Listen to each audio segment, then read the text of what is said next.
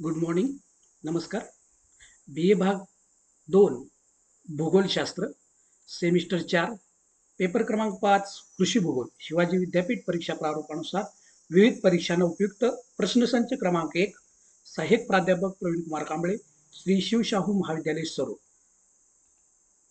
प्रश्न क्रमांक 1. जगातील अर्थव्यवस्थेचा प्राथमिक स्रोत टिंबटिंब आहे. पर्याय आहेत मासेमारी, ब कृषी, क उद्योगधंदे, ड वनक्षेत्र. तर याचं योग्य उत्तर आहे ब कृषी. जगातील अर्थव्यवस्थेचा प्राथमिक स्रोत हा कृषी आहे. प्रश्न क्रमांक 2. खालीलपैकी कोणत्या शेती प्रकारात शेतीचा आकार हा लहान असतो? पर्याय आहेत सखोल शेती, ब व्यापारी शेती, क विस्तृत शेती, ड मिश्र शेती. तर याचं योग्य उत्तर आहे सखोल शेती. सखोल शेतीच्या प्रकारामध्ये शेतीचा आकार हा कसा असतो? लहान असतो. पुढील प्रश्न प्रश्न क्रमांक 3. आकाराने मोठी व यंत्राच्या साहाय्याने जी शेती केली जाते त्याला काय म्हणतात? पर्याय आहेत कोरडवाहू शेती, ब सखोल शेती, क स्थलांतरित शेती, ड विस्तृत व्यापारी धान्य शेती. प्रामुख्याने आकाराने मोठी व यंत्राच्या साहाय्याने जी शेती केली जाते त्याला विस्तृत शेती असे म्हणतात. त्यामुळे योग्य उत्तर आहे विस्तृत धान्य शेती, विस्तृत व्यापारी धान्य शेती, ड. प्रश्न क्रमांक 4. पावसाचे प्रमाण कमी असणाऱ्या प्रदेशात कोणत्या प्रकारची शेती केली जाते? पर्याय आहेत कोरडवाहू, ब व्यापारी, क संमिश्र, ड मळ्याची.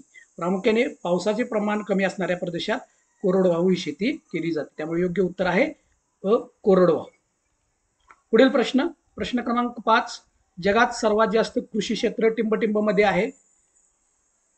अ पर्वत, ब पठारी प्रदेश, क मैदानी प्रदेश, ड दऱ्याखोऱ्यांचा प्रदेश. प्रामुख्याने जगात सर्वात जास्त कृषी क्षेत्र हे क मैदानी प्रदेशामध्ये आहे. त्यामुळे याचं योग्य उत्तर आहे क मैदानी प्रदेश. पुढील प्रश्न प्रश्न क्रमांक 6. सखोल शेतीचे प्रतिनिधित्व टिंबटिंब पीक करते. पर्याय आहेत अ गहू, ब तांदूळ, क फळे, ड ऊस.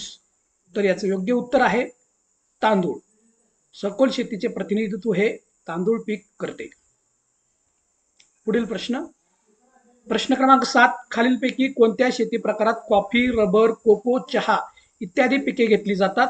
पर्याय आहेत अ सखोल शेती, ब व्यापारी शेती, क मळ्याची शेती, ड मिश्र शेती. तर प्रामुख्याने याचं योग्य उत्तर आहे मळ्याची शेती. मळ्याच्या शेतीमध्ये कॉफी, रबर, कोको, चहा इत्यादी पिके घेतली जातात. पुढील प्रश्न प्रश्न क्रमांक 8. भारतीय शेती उत्पादनामध्ये टिंबटिंब पिकांचे प्रभुत्व आहे. पर्याय आहेत अ अन्नधान्य, ब नगदी, क फळे, ड तेलबिया. तर याचं योग्य उत्तर आहे अन्नधान्य. भारतीय शेती उत्पादनामध्ये अन्नधान्य पिकांचं प्रभुत्व आहे. पुढील प्रश्न प्रश्न क्रमांक 9. टिंबटिंब कृषी भूगोलाची एक महत्वाची शाखा आहे. पर्याय आहेत व्यापारी भूगोल, ब प्राकृतिक भूगोल, क आर्थिक भूगोल, ड प्रात्यक्षिक भूगोल. प्रामुख्याने आर्थिक भूगोल ही कृषी भूगोलाची एक महत्वाची शाखा आहे. त्यामुळे याचं योग्य उत्तर आहे आर्थिक भूगोल. आर्थिक भूगोलाची कृषी भूगोल ही एक महत्वाची शाखा आहे. प्रश्न क्रमांक 10. गहू हे टिंबटिंब शेतीचे प्रातिनिधिक पीक आहे. पर्याय आहेत सखोल, ब व्यापारी, क संमिश्र, ड कोरडवाहू. तर गहू हे प्रामुख्याने प्रातिनिधिक स्वरूपात व्यापारी शेती प्रकाराचं प्रमुख पीक म्हणून पाहिलं जातं. पुढील प्रश्न प्रश्न क्रमांक 11. टिंबटिंबमध्ये नारळ, आंबा, नाचणी पीक संयोग आहे. पर्याय आहेत अ कोकण, ब पश्चिम महाराष्ट्र, क मराठवाडा, ड विदर्भ.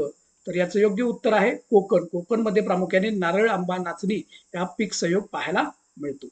पुढील प्रश्न प्रश्न क्रमांक 12. ईशान्य भारतातील स्थलांतरित शेतीला टिंबटिंब या नावाने ओळखले जाते. पर्याय आहेत मिल्पा, ब लडांग, क कुमरी, ड झूम. प्रामुख्याने ईशान्य भारतातील स्थलांतरित शेतीला झूम या नावाने ओळखले जाते. त्यामुळे योग्य उत्तर आहे ड झूम. पुढील प्रश्न प्रश्न क्रमांक 13. जर्मन शास्त्रज्ञ टिंबटिंब यांनी इसवी सन 1826 मध्ये कृषी भूमी उपयोजनाचा सिद्धांत मांडला.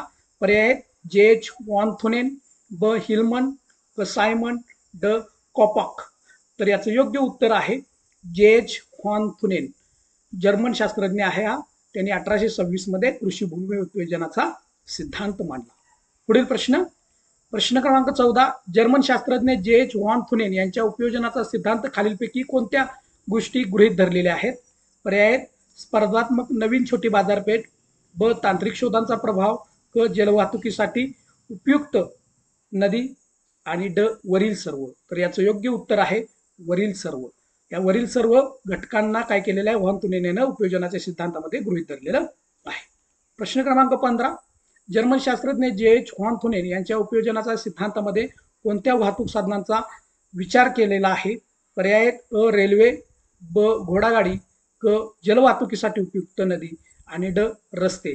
तर प्रामुख्याने घोडागाडी या वाहतूक साधनांचा विचार प्रामुख्याने व्हॉन थुनेननं या सिद्धांतामध्ये केलेला आहे.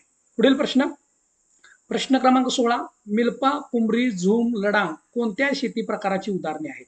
पर्याय सखोल शेती, ब व्यापारी शेती, क मळ्याची शेती, ड स्थलांतरित शेती. तर याचं योग्य उत्तर आहे स्थलांतरित शेती. मिल्पा, कुंबरी, झूम, लडांग या प्रामुख्याने स्थलांतरित शेतीची उदाहरणं आहेत. प्रश्न क्रमांक 17.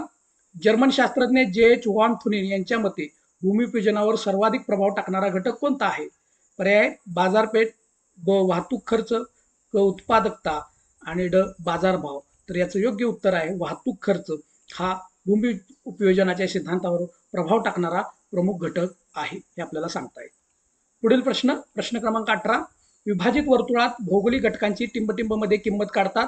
पर्याय आहेत वर्गांतरमध्ये, ब टक्केवारीमध्ये, क गुणाकारमध्ये, ड अंशात्मकमध्ये काढली जाते. तर याचं योग्य उत्तर आहे अंशात्मक. विभाजित वर्तुळाची घटकांची किंमत ही प्रामुख्याने अंशात्मक काढली जाते. पुढील प्रश्न. प्रश्न क्रमांक 19. खालीलपैकी कोणत्या प्रकारची मृदा ही शेतीत जास्त उपयुक्त आहे? पर्याय कसदार व खोल जाडीची, ब पाण्याचा निचरा होणारी, क योग्य सामू किंवा पीएच असणारी, ड वरीलपैकी सर्व. प्रामुख्याने कसदार मृदा उपयुक्तामध्ये प्रामुख्याने हे वरील सर्व म्हणजे कसदार व खोल जाडी असावी लागते, पाण्याचा निचरा होणारी असावी लागते आणि योग्य सामू देखील असावा लागतो. त्यामुळे याचं योग्य उत्तर आहे वरील सर्व. पुढील प्रश्न. प्रश्न क्रमांक 20. खालीलपैकी कोणता शेती प्रकार पर्यावरणास अनुकूल आहे? पर्याय आहेत अ सेंद्रिय शेती, ब व्यापारी शेती, क स्थलांतरित शेती, ड हरितगृह शेती. तर प्रामुख्याने पर्यावरणाला अनुकूल असणारा शेती प्रकार म्हणून सेंद्रिय शेतीला ओळखलं जातं. त्यामुळे याचं योग्य उत्तर आहे अ सेंद्रिय शेती. धन्यवाद. थँक्यू. व्हिडिओला लाईक करा, शेअर करा, सबस्क्राईब करा.